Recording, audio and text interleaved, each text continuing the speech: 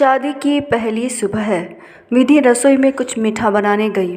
उसकी माँ ने कहा था कि ससुराल में जाते ही सबसे पहले कुछ मीठा बनाकर सबका मुँह मीठा करना। विधि ने बड़े प्यार से देसी घी में सूजी का हलवा बनाया, जिसमें केसर और खूब सारे सूखे मेवे डाले। विधि खाना पकाने में बहुत अच्छी थी। कुछ कमी न रह जाए तो सबसे पहले उसी ने हलवा चखा, जो कि परफेक्ट था। पर शायद बाकी सदस्यों के लिए नहीं। सभी ने उसके हलवे को बुरा कहा। विधि की आंखों में आंसू थे। वो ये मानने को तैयार ही नहीं थी कि उसका हलवा बेकार था, पर उसका हलवा सिर्फ उसकी सास ने पूरा खाया, जो किसी से कुछ नहीं कह रही थी। घर में दो नौकर नौकरानी काम करते, जो पति पत्नी थे, जो चुपचाप सारा नज़ारा देख रहे थे। बिना किसी के आदेश दिए बिना वहाँ से हलवे की प्लेटों को हटा दिया। नौकरानी ने दूसरा खाना टेबल पर रखा, जिसे सभी ऐसे चट कर रहे थे जैसे कोई भूखा कुत्ता हो। विधि का मूड खराब होने के कारण वह अपने हलवे की प्लेट उठा वहाँ से उठकर चली गई, पर किसी ने उसे न रोका न मनाया, यहाँ तक कि उसके पति ने भी नहीं रोका। यह एक संपन्न परिवार था, पैसों की कोई कमी नहीं। जेठानियाँ किटी पार्टी में व्यस्त रहने वाली, तीनों के बच्चे हॉस्टल में, पति ऑफिस में बिजी, कोई टेंशन नाम की बीमारी नहीं थी। नौकर नौकरानी इतने परफेक्ट कि किसी को कुछ बोलने की नौबत ही नहीं देते, और आवाज़ में इतनी मिठास की। नौकरानी बहुत ही सुंदर तो नौकर हट्टा कट्टा डोले शोले कि कोई देखे तो बस देखता ही रह जाए। पिछले 5-7 सालों में इसी घर में काम करते थे। घर के पुरुष खा खा कर ऐसे हो गए जैसे घर में बस खाने और सोने ही आते थे, जिसके कारण उनकी तोंद काफ़ी बाहर आ गई थी। विधि की नई नई शादी हुई थी, पर विधि का पति विनय उसे न कहीं बाहर ले गया और घर में भी उसके साथ समय नहीं बिताता। रात को खाना खाने के बाद विधि के साथ कुछ बातें।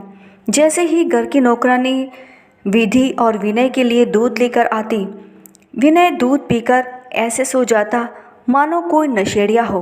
पर विधि कभी भी दूध नहीं पीती, क्योंकि उसे तो बचपन से ही दूध से नफरत थी, जो घर में किसी को पता भी नहीं था और न ही उसने किसी को बताया। कमरे में चहलकदमी कर थक हार कर सो जाती। एक दिन कमरे के बाहर कुछ फुसफुसाहट सुन उसने बाहर झाँका। घर के नौकर कालू को जेठानी के कमरे में जाता देखा। अपनी घड़ी देखी, उस समय रात के 1 बजे थे। विधि को सबसे बड़ी जेठानी के चरित्र पर शक हुआ। अपने आप से कहने लगी, छी कैसी औरत है, और अपने कमरे का दरवाज़ा बंद कर दिया। पर ये क्या, ये नौकर हर रात किसी न किसी जेठानी के कमरे में चला जाता। विधि ने मौका पाकर अपनी सास को बताना चाहा कि तभी सास बोली, विधि जो कुछ भी जानती हो अपनी आंखें कान और मुंह बंद करके रखो। न मैं कुछ बदल पाई हूँ और न ही तुम कुछ कर पाओगी। मैं तो सिर्फ व्हील चेयर पर आई हूँ, कहीं तुम दुनिया से ही विदा ना हो जाओ। विधि की शादी को 6-7 माह हो चुके थे।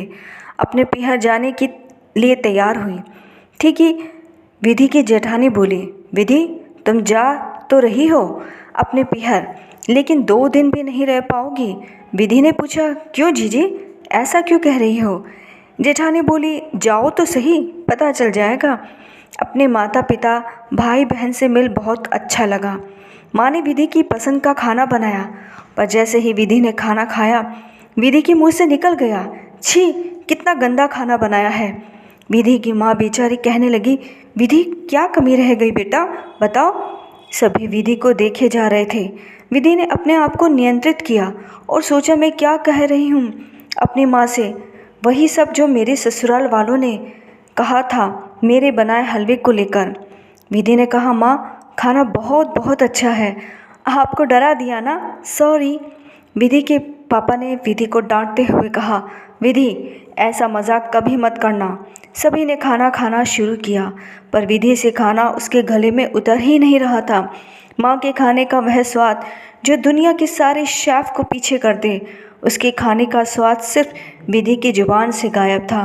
सभी उंगलियां चाट चाट कर खाना खा रहे थे, पर विधि को उसके ससुराल के खाने की तलब सताने लगी। उसे लगा मानो कोई नशा है उस खाने में। जैसे तैसे उसने खाना खाया।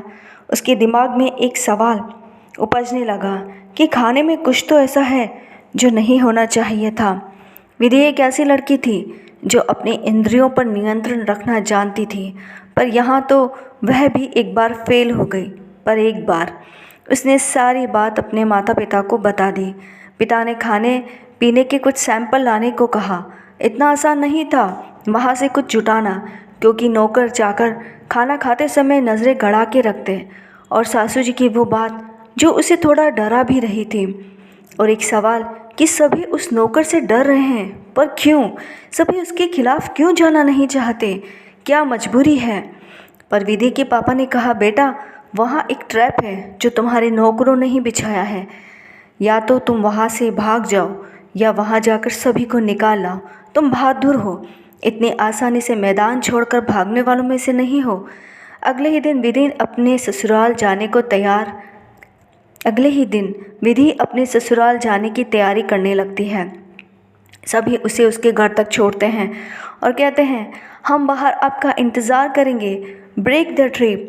जेठानी ने कहा, देखा, कहा था ना मैंने। विधि ने कहा, हाँ जीजी आप सही थी।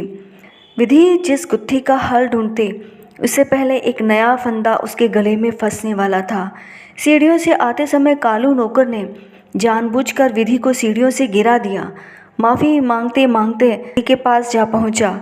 उसकी आवाज़ सुन सारी जेठानियां दौड़कर आई। एक जेठानी ने कहा, अरे कालू, विधि को उठा, उसके कमरे में ले जाओ। एक ही झटके में कालू ने अपने मजबूत हाथों से उसे गोद में उठा लिया। पहली बार इस तरह किसी ने उसे उठाया। विधि के कमरे में उसे बिस्तर पर लिटा दिया। उसकी नज़रों में एक अजीब सा नशीलापन था। उसका छूना जैसे उसकी बुद्धि को भ्रमित कर रहा था। उसके घुटनों पर लगी चोट पर मलहम लगाने लगा कि तभी विधि ने मना किया। कालू ने उस पर अधिकार जताते हुए कहा, एक बार मुझे लगाने दो, फिर आप खुद लगा देना। घुटनों से नीचे उसके पैरों के घावों को टटोल रहा था, पर इस तरह से उसके पैरों को छूना विधि को मदहोशी का एहसास करा रहा था। विधि ने कहा, बस अब रहने दो, धन्यवाद। कालू ने उसे अपना फ़ोन नंबर देते हुए कहा, कभी भी मेरी ज़रूरत हो मुझे इस नंबर पर फ़ोन करके बुला देना, आपकी सेवा में हाजिर हो जाऊंगा।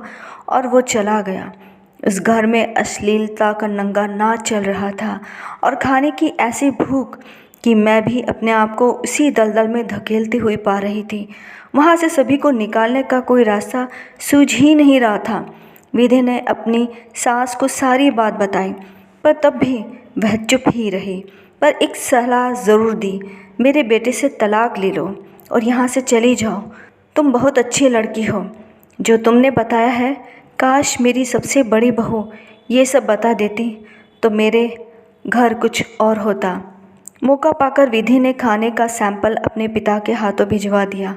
पिता ने खाने का स्वाद का कारण और नशे की मात्रा का कारण बताया, जो एक धीमा जहर था जो सबकी जिंदगियां ले रहा था। विधि ने सारी सच्चाई अपने पति, जेठानियों को सबको बताई, पर तब भी विधि को ही खामोश होने की सलाह मिली। उन सबकी खामोशियों का राज भी अब खुलने ही वाला था। बच्चों की छुट्टियां शुरू होने वाली थी। सभी उन्हें लेने हॉस्टल गए हुए थे। जब सभी बच्चे घर आए तो विधि उन्हें देखते ही रह गई।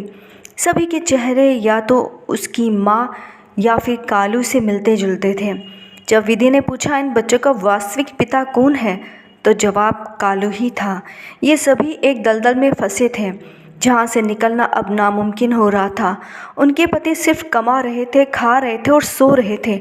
उनके भविष्य को निराशा ने घेर रखा था। सिर्फ खाने का लालच उन्हें कहाँ ले आया था। न पत्नी उनकी थी और न ही बच्चे, बस नाम चल रहा था ज़माने को दिखाने के लिए। विधि ने तय कर लिया था कि सबसे पहले उसे उसके पति व जेठों को जगाना होगा, ये खाना छुड़वाना होगा। विधि उनके ऑफिस जाकर उन्हें प्रोत्साहित करती, कहती, इस पेट को नहीं पता कि उसे क्या मिल रहा है। इस जीभ से लड़ना होगा, इसे आपको हराना पड़ेगा। प्रतिज्ञा करनी पड़ेगी कि उसके हाथों का खाना नहीं खाना। मैं बनाऊंगी खाना आप सभी के लिए। पर सब कुछ बेकार था। वे सभी अपने आप को रोक ही नहीं पा रहे थे। अब विधि ने एक आखिरी रास्ता अपनाया। ना रहेगा बांस, ना बजेगी बांसुरी। उस बांस को ही उखाड़ कर फेंक देती हूँ, जो होगा देखा जाएगा। उसने एक पेपर पर सभी के साइन करवाए, अपने पति से तलाक लिया और रातों रात सबको कंगाल कर दिया। घर, फैक्ट्रियाँ, सारा कारोबार अपने हाथ में ले लिया, सभी को सड़क पर ला दिया, जिसके लिए विधि ने खूब गालियाँ खाई। नौकर नौकरानी उन्हें छोड़कर वहाँ से भाग गए। विधि ने बताए बिना सभी का इलाज करवाया, सासू जी को वृद्धाश्रम भेज दिया। उन्हें ठीक होने में भी 3-4 महीने का समय लगा, लेकिन इस बीच उसने ऑफिस का सारा काम अकेले संभाला, बच्चों का हॉस्टल का खर्चा उठाया और एक दिन खुद सारे कागजात लेकर उनके पास भी पहुंच गई, फिर से घर ले जाने के लिए। अपने किए पर माफ़ी मांगी और कहा, कभी कभी अच्छा करने के लिए कुछ बुरा करना पड़ता है। मुझे यही रास्ता सही लगा आप लोगों को जगाने के लिए। कहते हैं जब आदमी के पास धन होता है तो सभी उसके आसपास मंडराते रहते हैं, और जब आदमी कंगाल हो जाता है तो अपने भी साथ छोड़ देते हैं। तो ये तो नौकर हैं, इन्हें तो जाना ही है। यहाँ गलतियाँ सभी की थी, इसीलिए उनके लिए यही अच्छा था कि वे सभी एक दूसरे की गलतियों को माफ़ कर आगे बढ़े, आने वाली मुश्किलों का मिलकर सामना करें। उन्होंने बच्चों को भी अपनाया, क्योंकि उनके लिए उनके माँ बाप वे ही थे, कालू नहीं। आपके मन और बुद्धि पर खुद का नियंत्रण होना अच्छा है। ये दुनिया एक बाज़ार है, यहाँ सब बिकता है, पर उसकी कीमत आप क्या दे रहे हैं, एक बार विचार ज़रूर कर लेना। और ऐसी कहानियों के लिए और मुझसे जुड़े रहने के लिए प्लीज़ लाइक, शेयर और subscribe my channel. Thank you for watching.